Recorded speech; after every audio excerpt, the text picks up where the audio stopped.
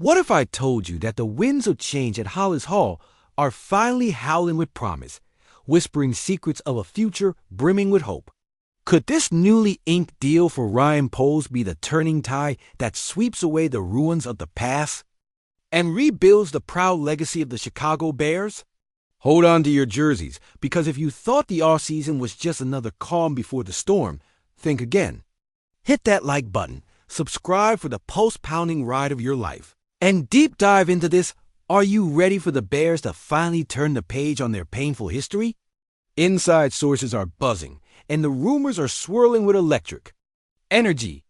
The Bears have just extended their general manager, Ryan Poles, ensuring he'll guide this ship through the tumultuous waters of the 2025 season and beyond, all the way to 2029.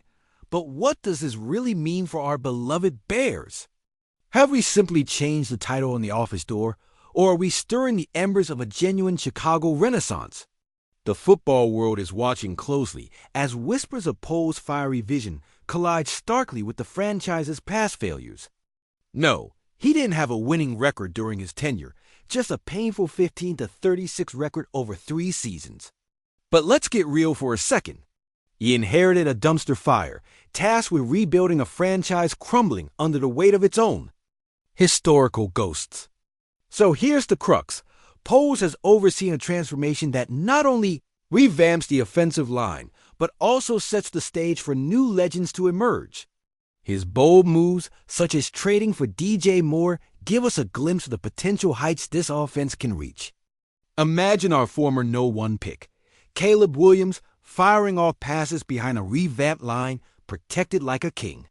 But we're not just talking about a new regime. We're talking about igniting the heart of a franchise starved for glory since the days of legends like Peyton and Urlacher. This is a visceral timeline where touchdowns and triumphs can replace the soul-crushing defeats we've all endured. Can you feel it? If Poles pulls this off, if he navigates these potential pitfalls by surrounding his players with the right talents, we might finally push past that wall that's held our team back for so long. But don't get too comfortable, folks.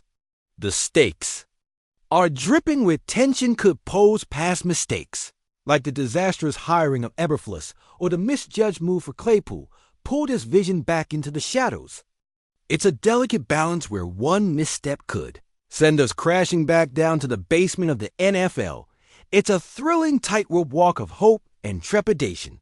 And as we await the first game of the season, every decision is a heart-stopping gamble. So stay locked in, because this story is just getting started.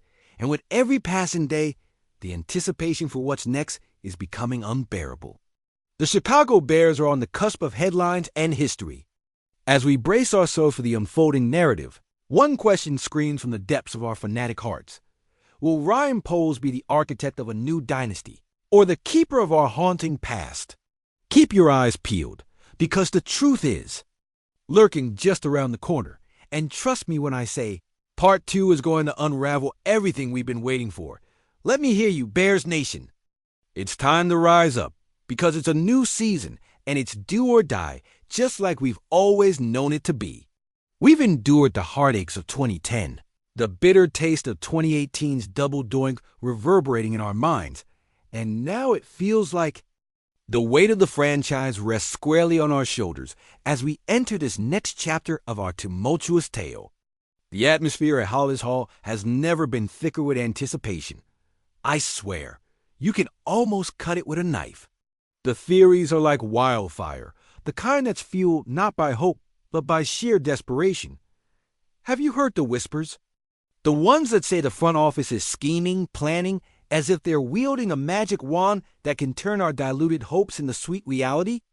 Is it possible they finally cracked the code, or are we trapped in yet another fever dream? Picture this, a stacked roster with young guns shaking off the ghosts of the past. But then there's the question lingering like a bad taste in our mouths. Can they handle the pressure? The locker room buzzes with a mix of optimism and skepticism. You can see it in the players' eyes, the ones wearing the jerseys we've bled for. Justin Fields, with that laser focus in practice, flicking those passes with pinpoint accuracy while chanting the names of our legends like some kind of modern-day Hester. a well-known signal of hope intertwined with the scars of yesterday. Now, imagine if he unleashes that beast in Week 1 against the rival Packers. You know they're licking their chops, waiting like wolves to see us crumble once more. But what if? What if the game plays out differently this time? What if we are not merely a team trying to stave off embarrassment, but one that finally embodies the grit of Singletary and Urlacher, channeling that 1985 swagger, as if every step on that field is charged with an energy that leaves their ghosts awed? It sends a shiver down my spine, the kind of chill you feel when the temperature dips to that biting point, and you know winter is around the corner, but here we are, standing on the verge of something monumental. Are we about to witness the dawn we've craved, or is this the beginning of another chaotic spiral? As I sit here imagining the roars of the fans echoing throughout Soldier Field, I can't help but think of the gruesome memories of 2006, when we came so close. It haunts like a misthrown interception, doesn't it? The moments between glory and despair, as full and heavy as the air at a Chicago tailgate. Can we summon the spirit of our past heroes to guide us through the madness ahead? The expectations are suffocating. They cling to you like the palpable tension in the air on a stormy day when all signs point to chaos. Yet you know this is our lifeblood, a chaotic dance where elation and agony intermingle like grainy footage of days gone by. Each clip bearing a reminder of what we've lost and what we might still achieve. But isn't that what being a Bears fan is all about? To grapple with that constant fray between light and shadow?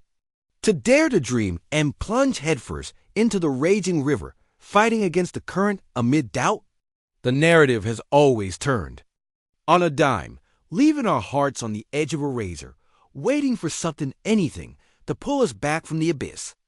In these moments, with flashes of hope shining as bright as the Chicago skyline at twilight, the scars of 1985 and the heartaches of past seasons invoke a question that hangs over us like a dark cloud.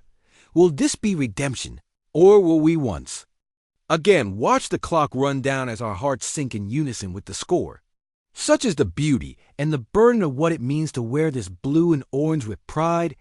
We are wounded yet hopeful, standing on the precipice of what seems like an endless storm, but somehow clinging tenaciously to that glimmer of hope that whispers, this time could be different.